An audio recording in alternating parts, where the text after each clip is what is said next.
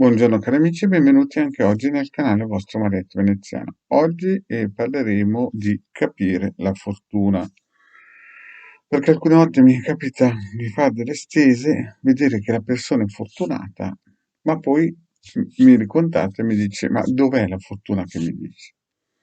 Ma prima di iniziare questa pillola, il vostro Marietto Veneziano vi chiede di iscrivervi al canale YouTube della Hildegard, al canale YouTube del vostro Marietto Veneziano. Se sei qui, un bel clic su iscriviti e anche un super like che fa sempre bene alla salute. A me e a te, o viceversa, a te e a me. È una battuta.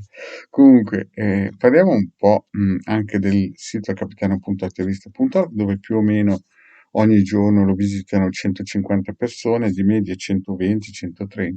I link sono sotto qui in descrizione e si possono scaricare tranquillamente 20 ebook, di cui 16 di radionica, circuiti radionici, quadranti radiostesici con le istruzioni. Così uno scarica, studia e li attiva, no? Sono circuiti innocui e fanno male solo a chi non li usa. Poi abbiamo anche 4 libri di chirurgia, lettura della mano, basic, proprio semplicissimi. Abbiamo anche dei gruppi, il Degar Marietto Veneziano su Face, 2 gruppi di cui uno stiamo rilanciando, e abbiamo anche un gruppo di Telegram. Qui sotto sempre il link di iscrizione. Vi ricordo che nel sito Capitano hanno già scaricato qualcosa come 150.000 ebook in 5 anni e il Marietto Veneziano ha già dato all'umanità circa 2 milioni di circuiti radionici e quadranti radiostesici. In più abbiamo una zona shop dove, se qualcuno vuole, può acquistare dei servizi professionali del legale Marietto Veneziano. Bene, partiamo un po' con la pillola di oggi, e cioè ci sono alcune persone che quando faccio una stesa sono persone fortunate, eppure no, sembra che quando mi telefono il mondo gli cade addosso.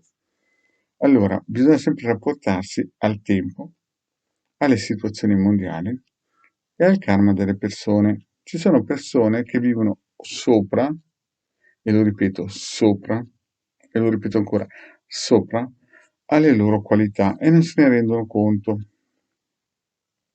E lì peccano un po' di umiltà. Ci sono persone che vivono in uno stato di grazia e sembra che loro sia dovuto perché sono loro. Nella realtà, se noi guardiamo, basta aprire un telegiornale e guardare la Siria, la Libia, il Messico, il Pakistan, dove la vita costa 2 euro.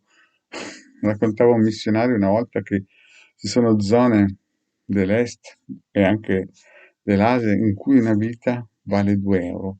Cioè uno litiga col vicino, aggiungo, in piazza e cerca un altro per 2 euro. Quindi noi dobbiamo capire anche il nostro potenziale e anche la possibilità di vivere bene o vivere male, sempre in rapporto anche agli altri. Quindi quando una persona gli dico che è fortunata per il semplice fatto che se le sibille vedono anche così, vuol dire che se non avesse quella fortuna, molto probabilmente sarebbe una situazione veramente precaria. Bisogna quindi avere un quadro completo della situazione e rendersi conto delle proprie potenzialità. Ci sono persone che non hanno potenzialità ma hanno la fortuna, e la fortuna è un dono che dà la Keter, non ci sono santi, non ci sono regole, no?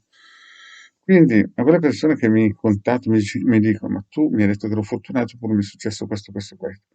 Figurati se non saresti stato fortunato. Io conosco persone che non erano fortunate, erano veramente importanti, eppure gli è successo di tutto, e salute, disgrazie varie.